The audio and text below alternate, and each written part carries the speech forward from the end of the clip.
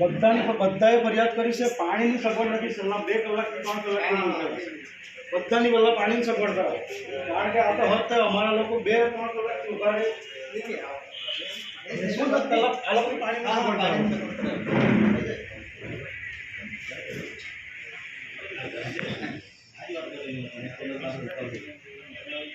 ઉભો રહે તો 5 જણાએ ફરિયાદ કરી. અમારા ગામના જ છે 10 જણા.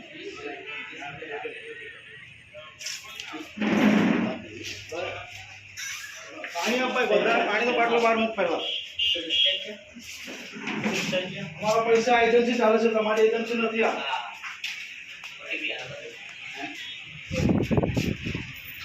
2 બાટલા પાણી નહીં મૂકી આપો તમે યાર. મૂકો ત્યાં બહાર પાણી બાટલા 2 મૂકો પહેલા. ઉપકાર કરો છે કે અમારા પર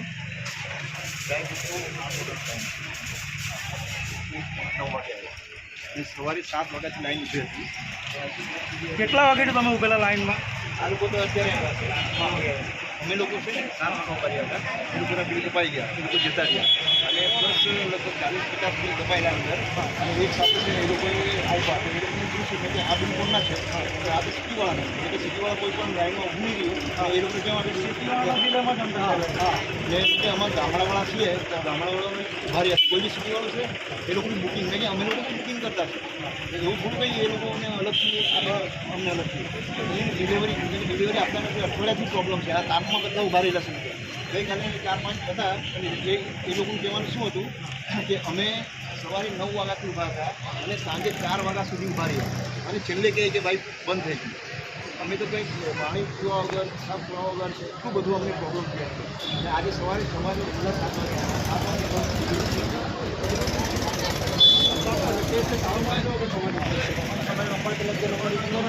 નથી કરાવો.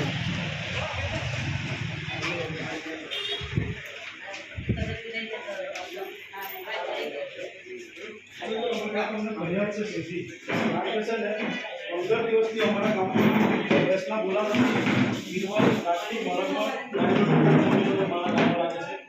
ત્યાંના તમામ લોકોની ફરિયાદ છે. ગીરવાળ ફાટક પાસેથી મેં અત્યારે મળીને આવ્યો, ત્યાં પણ ગેસના બોલા નથી. દિવાળી સામે છે, ગેસના બોલાની તો શું કરે. અને હમણાં એક ભાઈ મને ફરિયાદ કરી કે બિલ સિટીના બિલ ડાયરેક્ટ અંદર આવી જાય છે. એ તો 19 તારીખના પેલા જે આપણે બિલ ખરા ને એટલે કે એડવાન્સ બુકિંગ કરે ને એ 19 અમારો લોકો એડવાન્સ બુકિંગ નથી કરતા. એ જે એડવાન્સ બુકિંગ કરે છે નથી. આપણે તો ગામડે તો સેમ ટુ સેમ જે દિવસે પેલા જાય ને એ દિવસે બુકિંગ કરીને આપી દીધી. પણ ક્યારે ગામડે તો 15 દિવસથી ગેસ જ નથી એટલે આવતા. ગયા વીકથી તો શું કે પ્રોબ્લેમ હોય છે પછી બંધ કરી દો. લોકોને ખબર પડે કે બીજો કઈ વિકલ્પ તૈયાર કરીએ. એક ગાડી પેલી આવતી હતી ને એક ડ્રાઈવર બી પેલો પછી જતો રહી છે છોડીને. એ તમારો પ્રોબ્લેમ છે. હવે એ તો તમારે સોલ્વ કરવાનો છે. એટલે કંપનીમાં હવે એટલી રજૂઆત કરી વચ્ચે ગાડી આવી ને રવિવારે તો પછી જાજાની પેલા જાય ને સિલિન્ડર ગાડીઓ મોકલાયો આપણે કલેક્ટરને ડીએસઓને આજે લખીશું. આમાં રિસીવ કરી અને આનું નિરાકરણ જોઈએ ને તો ટૂંક સમયમાં આની તાળાબંધી કરી દઉં બધા. સોલ્યુશન કરતા છે ને ઉપરતા નહીં અમારે પેલા વાત કરવી એટલે કરો. ફરિયાદ છે આવતા છે કઈ જરા કરતા કઈ આવા દો. કોણ છે આપણે ગમન બોલાવે ને કેટલી વાર લાગે? શેરી આવતા છે શેરીમાં ક્યાં છે પૂછો. અમારે બીજું કામ છે.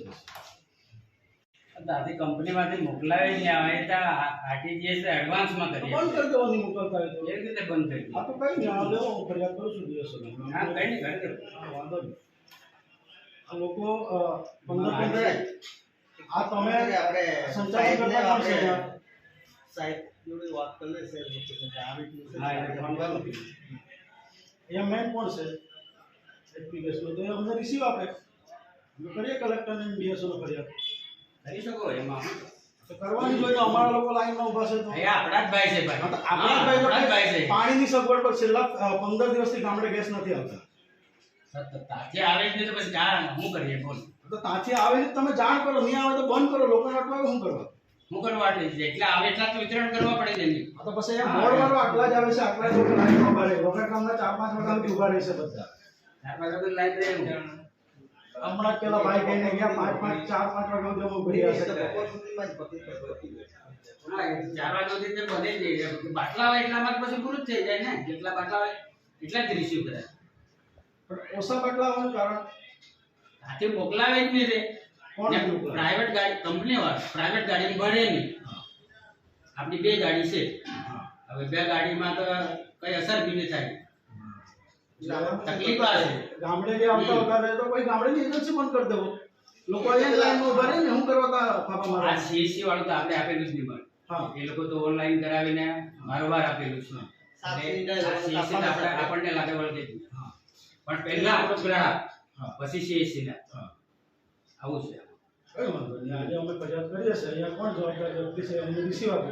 ન આપી શકતા હોય તો બહાર વળગાવીને જતો રહેવા. આપતો જવાબ તમે. નહીં કઈ નહીં તો શું કહે ફોન લાગ્યો કે નહીં?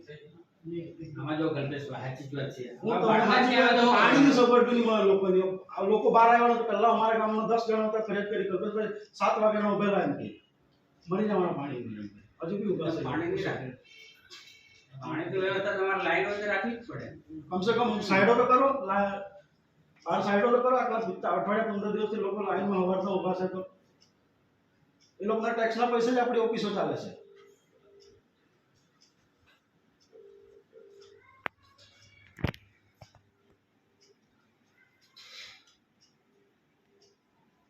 આપણને જો શોખ નહીં મળે તો આપણા જ માણસ છે. શોખ તો કોઈને જ નથી. આ લોકોને લાઈનમાં ઉભી રહેવાનો બી શોખ નહીં મળે. આ લોકો તો હવે પરિસ્થિતિ 100-200 રૂપિયા રોજમાં કામ પર જાય, રોજ બગાડીને આવે.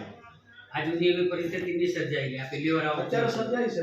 હા સર્જાય તો સર્જાઈ છે ને. આ પ્રાઇવેટ તમે ગાડીમાં જવાબદાર મોકલીને વ્યક્તિ- એટલે તકલીફ છે. તમે જવાબદાર વ્યક્તિ છો તો એનું નિરાકરણ કરવાની જવાબદારી બી તમારી આવે. એ તો અમારી જ છે ને. આ તો પછી તમે જવાબદારીમાંથી હાથ ઊંચા કરો હમણાં કેવી રીતે હાથ ઊંચા કરીએ એમ? ત્યાંથી જ ઉપરથી દોષી આવે એમ કેવો તો તો પણ ત્યાંથી મોકલાવે કે પ્રાઇવેટ જો તો તમે એને લખો, ફરિયાદ કરો. અમારા લોકો આટલા લાઈનમાં ઉભા રહેશે. મારી વાત પહેલા સાંભળી લે. પ્રાઇવેટ ગાડીમાં લોકો કેમ મોકલાવે એ ખબર નહીં પડે. અને આપણા કંપનીની ગાડીઓ એની બે જ છે. એવું એ લોકો પ્રાઇવેટ ગાડીમાં ત્યાંથી હા એટલે ટ્રાન્સપોર્ટની ગાડીમાં નહીં મોકલાવે. આગળ મોકલાવતા હતા. પૈસાને આપણે એડવાન્સ પાડી પૈસા તો આપણે એડવાન્સમાં આપી દઈએ છીએ. અમારું છે કે રવિવારે બી પેલા જે દૂર વાળાને શું છે હમણાં નજીક વાળાને એવું થઈ ગયું કે આપણે કપટ ક્યાં સુધી જાય ને આજે બે ટેમ્પો આજે એ માંડી વાળો દાખલા ચાલુ તરીકે એક જ બોલે ને તો બી આપણે ચાલો કે તેમ મોકલાવતા છે. આપણે મોટા ફોન સુધી જાય ને તે બાજુ તો અઠવાડિયેથી નીકળી જાય પછી એ લોકોને બી રવિવારે એક ટેમ્પો તે બાજુ સેટિંગ કર્યું એટલે મતલબમાં રોજના સેટિંગ કરતા છે આ જે આ ગામમાં હતા તે ગામમાં એ રીતના મતલબમાં જ્યાં જ્યાં આ પ્રાઇવેટ ગાડીમાં જો આપી દે ને ને તો પછી આ પ્રશ્ન ત્રણ નહીં રહે. ગાડી આવે ને આપણે કઈ વાંધો નહીં. આજે મારી આ લોકો વતી તમને ફરિયાદ છે. હા બરાબર છે. સમયનું નિરાકરણ નહીં કર્યું. આ જ લોકો હતા એપ્લિકેશન કાઢ માર દો. પછી તમે જાણો આ તમે ફરિયાદ લેવો છો કે નહીં લેવો. ન લેવો તો મને વાંધો નહીં. અહીંયા જવાબદાર વ્યક્તિ કોણ છે? તો જેવું મુકેશભાઈ તમે છો ને. તમારે રિસીવ કરી આપવાની ફરજ આવે. ન કરી આપતા હોય તો મને વાંધો નહીં મળે. બરાબર? કર્મચારી છું આ તો રિસીવ કરી આપો. જે તમારા લાગતા વળગતા એને ફોરવર્ડ કરી દેવું. એનું નિરાકરણ કરી દઈએ સંતોષભાઈ આગેવાન. ના એ તો હવે આપવાનું થાય છે. લખાઈ ગયું છે. મારે હમણાં કલેક્ટરમાં જવાનું અને પ્રાંતને અને ડીએસઓમાં આપવા જવાનું એટલે જવાનું. એમાં કોઈ શંકાનું સ્થાન નહીં મળે. તો ઉપર અમે રજૂઆત કરીએ ને ત્યાં કંપનીમાં એટલે હા કંપનીમાં રજૂઆત કરીને નહીં થાય તો પછી તમે આપી જ દઈએ આ મારી ફરિયાદ છે જ આજની. હું ટૂંક સમયમાં તાળું મારવાના. મને 2-4 દિવસ લાઈન દેખાય ને આજ લોકો આ તાળું મારતા. પછી પણ આમાં તો લોકો તો એકદમ પછી તો બધું પતી જ જવાનું પછી તો તો કાપી કઈ રીતે તમે જાણો. પતી ગયું તો સારું. રેગ્યુલર થઈ જાય પછી તો થઈ જાય પછી આવવાનો પ્રશ્ન આ નથી. રિસીવ બી નહીં કરી આપતા. તમને જવાબદાર વ્યક્તિ તરીકે આપીને જાઉં છું. બરાબર? કાર્યવાહી કરી દેજો.